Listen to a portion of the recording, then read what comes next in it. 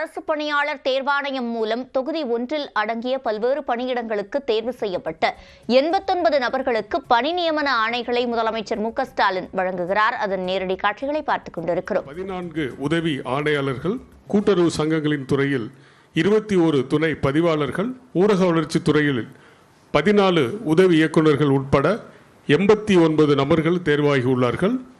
இவர்களில் 21 நபர்களுக்கு பணி நியமன ஆணைகளை தங்களுடைய பொற்கரங்களால் வழங்குமாறு மாண்புமிகு முதலமைச்சர் அவர்களை பரிவன்புடன் கேட்டுக்கொள்கின்றேன்.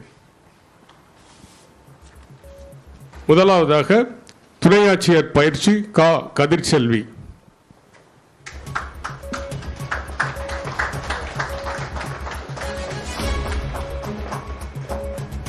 துணை ஆட்சியர் பயிற்சி கு சௌமியா.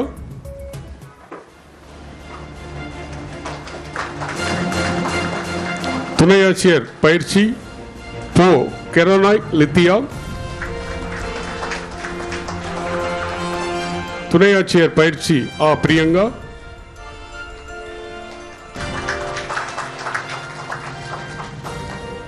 துணை ஆட்சியர் பயிற்சி உ ஃபரூக்.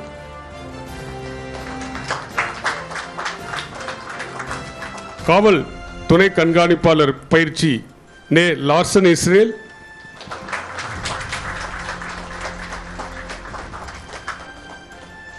காவல் துணை கண்காணிப்பாளர் பயிற்சி பா பால்குமார். காவல்துறை துணை கண்காணிப்பாளர் பயிற்சி சிவ மீனாட்சி. டிஎன்பிஎஸ்சி தொகுதி 1 தேர்வு செய்யப்பட்டவர்களுக்கு பணி நியமன ஆணைகளை தற்போது முதலமைச்சர் மு க ஸ்டாலின் வழங்கி வருகிறார். கூடுதல் விவரங்களை செய்தியாளர் தமிழரசியிடம் கேட்கலாம். தமிழரசி, விவரங்கள்.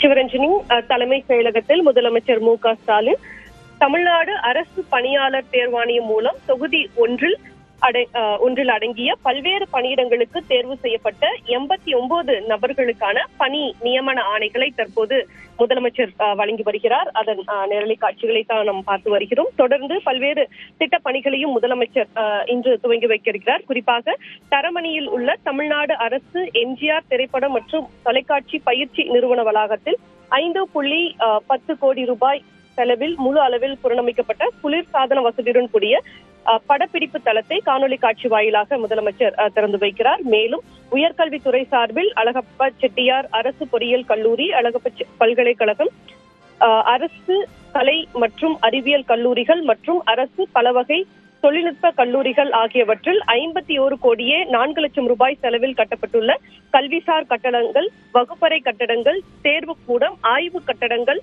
புத்தாக்க வளர் மையம் போன்ற பல்வேறு கட்டடங்களையும் முதலமைச்சர் தற்போது காணொலி காட்சி வாயிலாக திறந்து வைக்கிறார். மேலும் தொழிலாளர் நலன் மற்றும் திறன் மேம்பாட்டுத்துறை சார்பில் 173 கோடி ரூபாய் செலவில் 19 புதிய அரசு தொழில் பயிற்சி நிலையங்கள், பெரும்பாக்கம், ஒட்டன்சத்திரம் மற்றும் காலடி ஆகிய இடங்களில் கட்டப்பட்டுள்ள புதிய அரசு தொழில் பயிற்சி நிலைய கட்டிடங்கள், சென்னையில் கட்டப்பட்டிருக்கக்கூடிய தொழிலாளர் ஆணையரகம், திருப்பூர் மாவட்டத்தில் கட்டப்பட்டிருக்கக்கூடிய ஒருங்கிணைந்த தொழிலாளர் துறை அலுவலக கட்டிடம் மற்றும் வால்பாறையில் கட்டப்பட்டிருக்கக்கூடிய சிங்காரவேலர் ஓய்வு இல்லம் ஆகியவற்றையும் முதலமைச்சர் தற்போது திறந்து வைக்கிறார். சிவரஞ்சனி, விவரங்களை வழங்கியமைக்கு நன்றி தமிழரசு.